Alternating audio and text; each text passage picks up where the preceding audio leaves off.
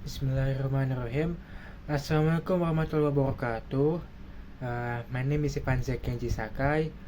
I'm here to present my project language assessment, and the topic is test administration. The definition of test administration: a process of making an assessment available to learners and helping them take it.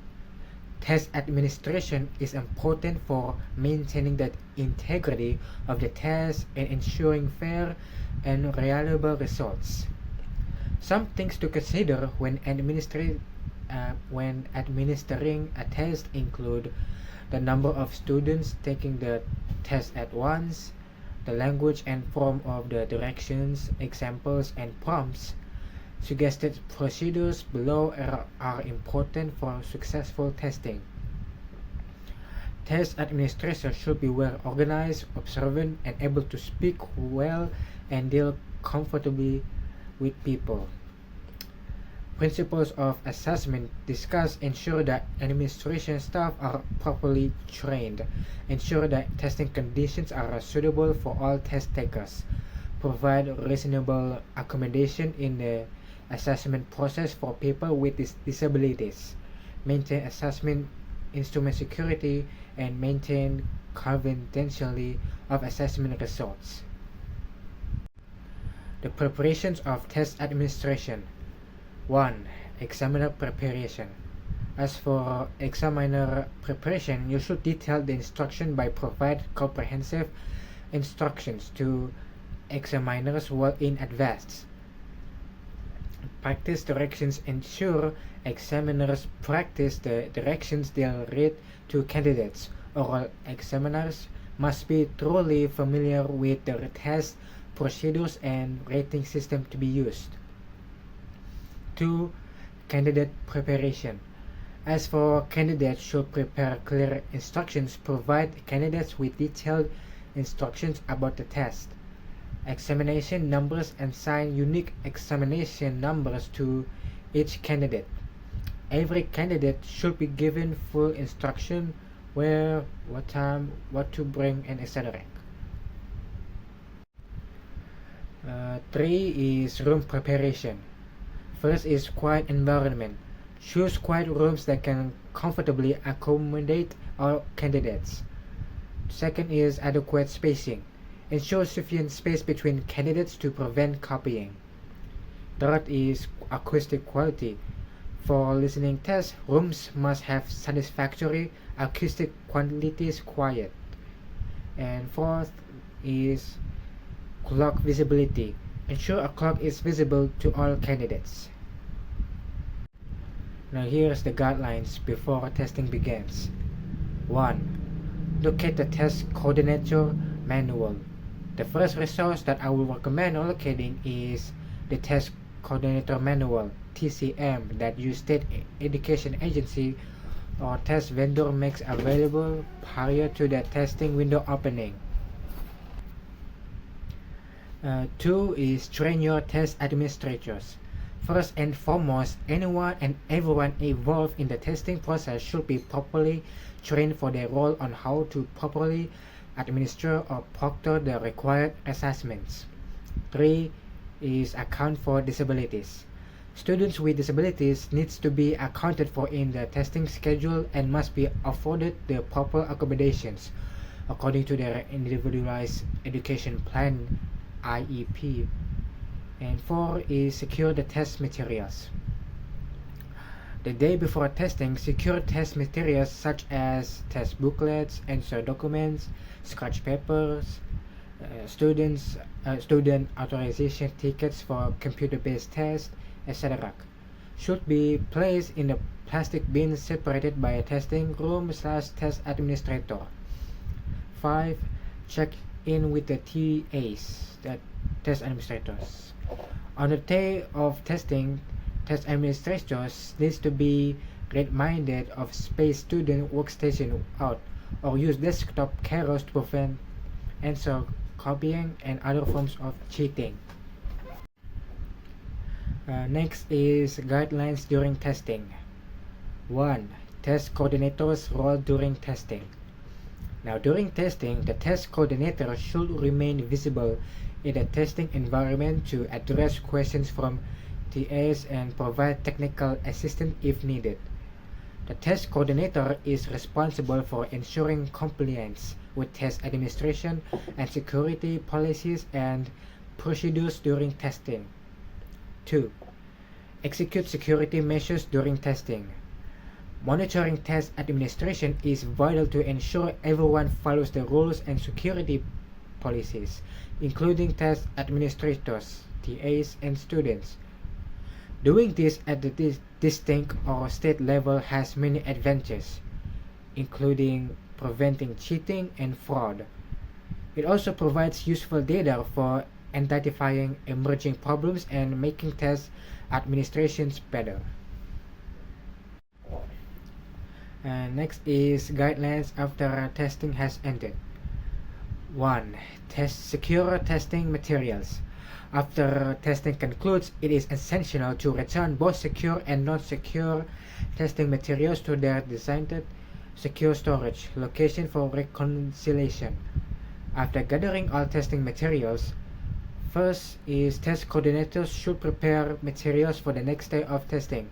Second, if testing has concluded, test coordinators should pack the materials in following local LEA or state education agencies instructions. Last is test coordinators should store all testing materials before leaving the school for the day. 2. Implement post-testing security measures. States and districts can utilize data forensics to identify anomalies in district results that may indirect cheating or potential rule violations by students or test administrators. This data-driven approach helps in making informed decisions to enhance test security practices in the short and long term. Now I will explain the common testing violations.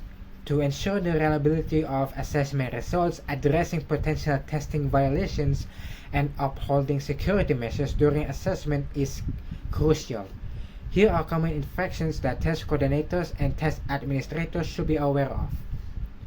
1. Violations of test policies and procedures. First, violations of test policies and procedures. Second, inadequate security or tracking of testing materials. Third, misbehavior or misconduct by students. Fourth, possession or use of electronic device. Fifth, copying answers from others. 6. Unauthorized access and use of prohibited materials for assistance. 7. Unauthorized access to secure test content. 8. Unauthorized recording of secure test content and using it to gain an advantage.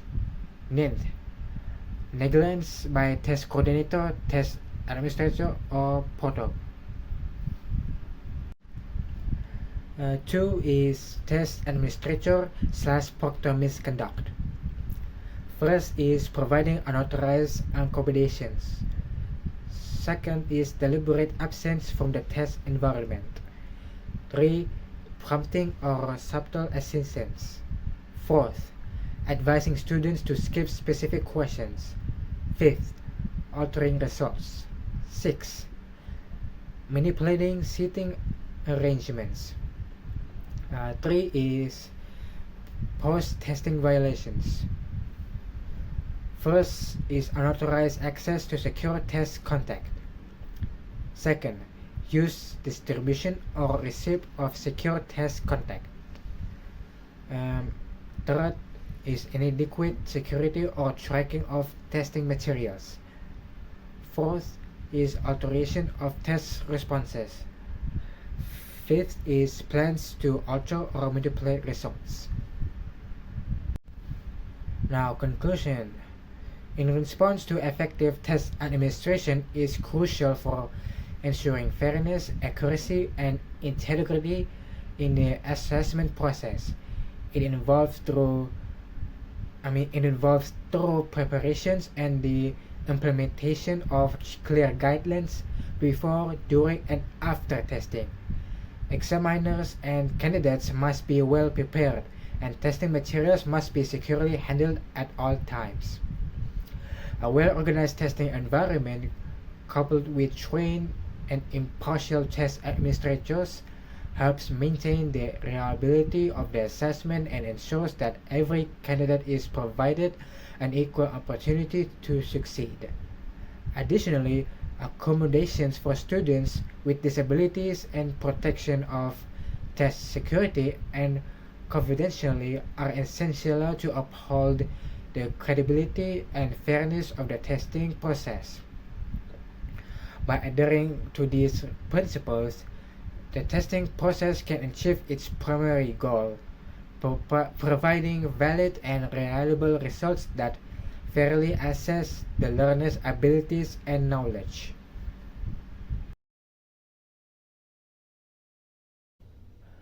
Good morning. Morning.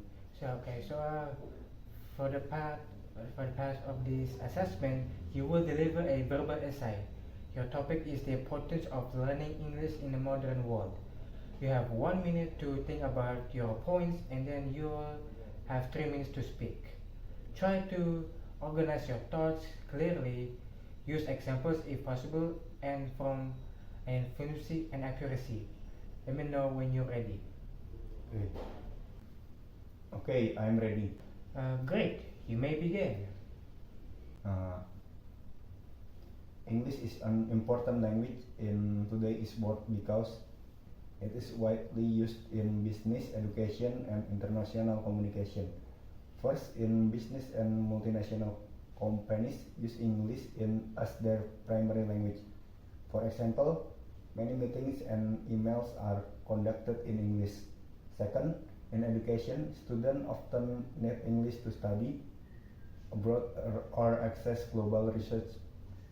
Finally, English helps people connect across cultures, making travel and friendships easier. In conclusion, learning English opens many opportunities in life. Thank you. That was a strong response. Now I'll ask you a follow-up question. So, can you tell me about a time where when knowing English helped you in a practical situation? Yes, last year I helped a tourist in my city who didn't speak my native language. I gave them direction in English and they were very thankful. It felt good to use my English in real life. Thank you. Now let's move on to the second part, which is the free interview. I'll ask you some open-ended questions and you can respond as naturally as possible. There is no time limit to feel free to expand on your answers. So let's begin. Okay. So what is your favorite way to spend a weekend and why? Okay. I love spending weekends outdoors, especially hiking. It's relaxing and I enjoy being in nature. Last weekend, I went hiking with my friends and we saw a beautiful waterfall. It was amazing. Okay, that sounds wonderful. So can you describe the experience of seeing the waterfall in more detail? Sure, it was very tall and the water was so clear. The sound of the water falling was loud but peaceful. We took many pictures and even had a picnic nearby. Question number two. Imagine you're organizing a cultural event to showcase your country. What activities would you include? I would organize traditional dance performance, food styles, and a craft exhibition. People could test our local dishes and watch how some crafts are made, like weaving. It would be a great way to share our culture with others. Okay, now I'll give you some points and feedback. Now, in terms of clarity of process, both methods were clearly introduced with specific instruction for you, and the structure for each method was outlined step by step, making it easy to follow. Clear examples were provided for both verbal essay and the free interview. Now, there are some areas of improvement. That is, it could be helpful to explicitly state how much weight each evaluation criterion, like fluency or coherence, carries in the overall assessment. Okay, so now the effectiveness of demonstrations. Now, the good thing is that the verbal essay method effectively tested formal speaking with skills with a focus on structured thinking. The free interview created a realistic conversational scenario allowing you to demonstrate adaptability and natural communication. Follow-up questions in both methods were well designed to encourage elaboration and depth in responses. Now, as for the alignment with objects, both methods align with well the goal of assessing English speaking skills comprehensively. The verbal essay measured formal presentation skills, while the free interview tested real-life conversation abilities. Now, as for the improvement, to further highlight the differences, consider contrasting specific responses from hypothetical strong and weak performance in each method. As for highlight, okay, now I'll give you the highlighting differences in approach and evaluation criteria. So the difference between the two methods were clearly stated in comparative table, make it easy to understand. Key aspects like approach, focus areas, and time limits were effectively contrasted. As for the improvement, so you better provide specific examples of how different criteria are weighted and assessed in each method could add more depth. So overall, the demonstration of two methods was well structured, clear, and aligned with the objectives. It effectively highlighted the unique strength of both verbal essay and free interview in assessing various aspects of English speaking skills.